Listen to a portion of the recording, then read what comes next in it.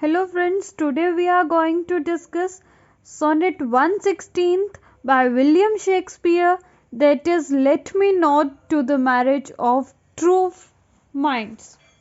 In this poem, poet tells us about the true love. True love कैसा होता है? In the very first line, the poet says, Let me not to the marriage of true minds. कि जो marriage है वो true minds के बीच में नहीं होनी चाहिए. द पोएट सेज कि जो मैरिज है वो ट्रू माइंड्स के बीच में नहीं होनी चाहिए, instead to love true loves के बीच में होनी चाहिए. Love is not love, admit impediments. अब वो कह रहे हैं कि वो जो लव है वो ट्रू लव नहीं है, जो कि इम्पेडिमेंट्स मतलब ऑब्स्ट्रैकल्स,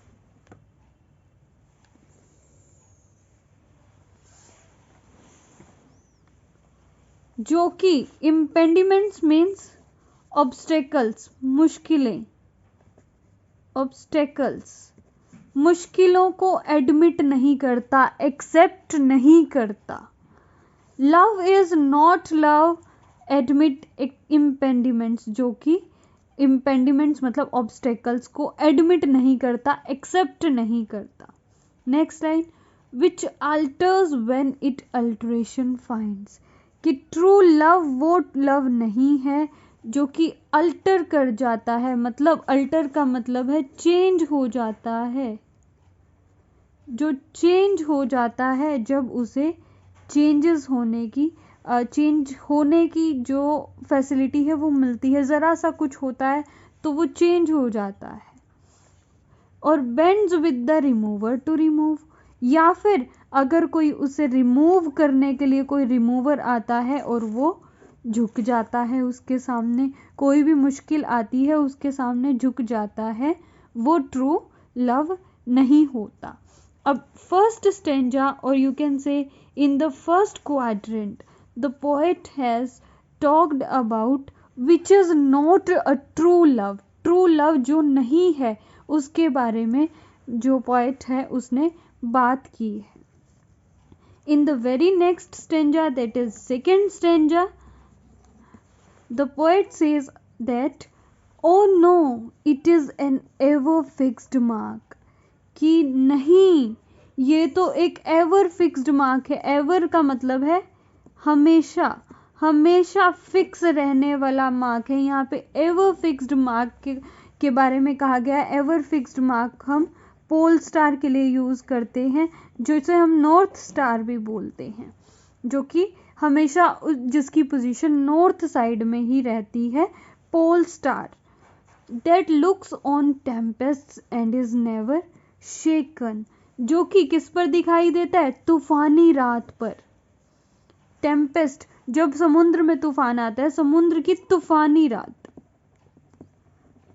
तूफानी रात, समुद्र की तूफानी रात में जो दिखाई देता है. एंड इज नेवर शेकन, और जिसे पोजीशन से कभी भी हिलाया नहीं जा सकता. It is the star to every wandering bark, कि ये स्टार हर एक वॉन्डरिंग बाग, वॉन्डरिंग का मतलब है भटकी हुई, जो भटकती हुई जो बाग है, बाग मतलब है ship.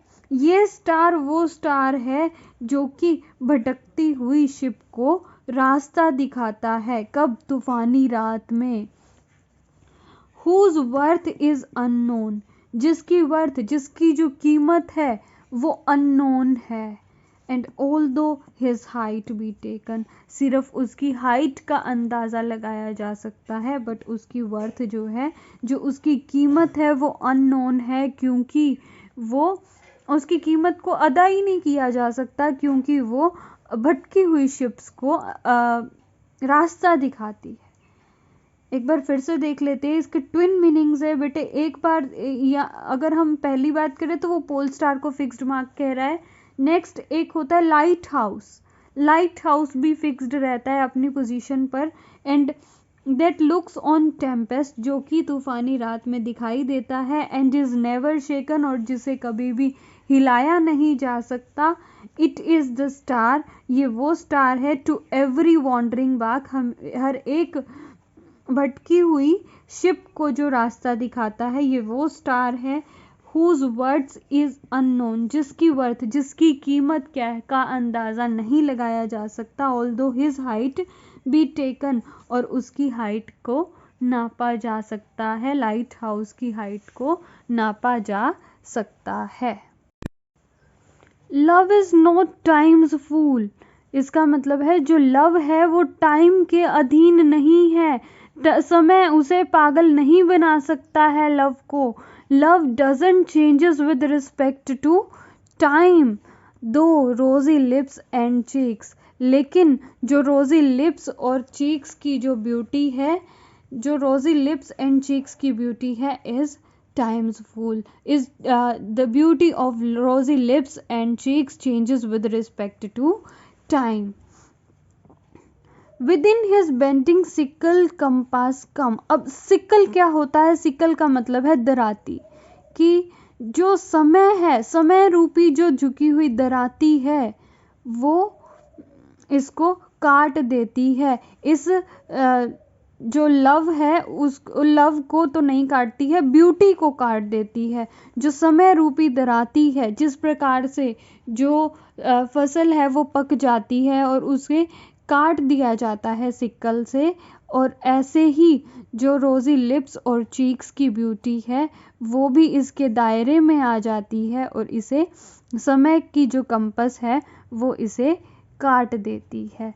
Love altars not with his brief hours and weeks, अब जो लव है, जो प्रेम है, अल्टर्स चेंज नहीं होता है, अल्टर्स नॉट चेंज नहीं होता है with his brief hours and weeks, कुछ घंटों और कुछ हफ्तों के बाद जो लव है वो चेंज नहीं होता है, but bears it out to the edge of doom, लेकिन ये कब तक कहाँ तक जाता है? बियर इट आउट, जो लवर्स होते हैं वो उसे तब तक बियर करते हैं, कब तक? To the edge of doom, edge of doom का मतलब है अंतिम समय तक, एज ऑफ डूम का मतलब है अंतिम दिन तक, मृत्यु तक, मृत्यु के किनारे तक जो है ट्रू लव है वो रहता है। नेक्स्ट कंक्लूडिंग कपलेट है हमारा, ये थर्ड क्वाड्रेंट भी कंप्लीट हो गया है। यहाँ पे कंक्लूडिंग लास्ट 2 लाइंस हैं जो कंक्लूडिंग कपलेट्स हैं, उसमें क्या कहता है? इफ दिस बी एरर, अगर ये जो मैंने लिखा है ये गलत है, इसमें कोई मिस्टेक है, एंड अपॉन मी प्रूव्ड, और ये मेरे ऊपर कोई प्रूव कर देता है, आई नेवर रिट, मैं कभी नहीं लिखूंगा, नोर नो मैन एवर लव्ड, और ना ही किसी आदमी ने कभी किसी से प्यार किया होगा। I hope so that this poem is clear to everyone, and thanks for watching. If you like this video, like, share and subscribe my channel. Thank you and have a nice day.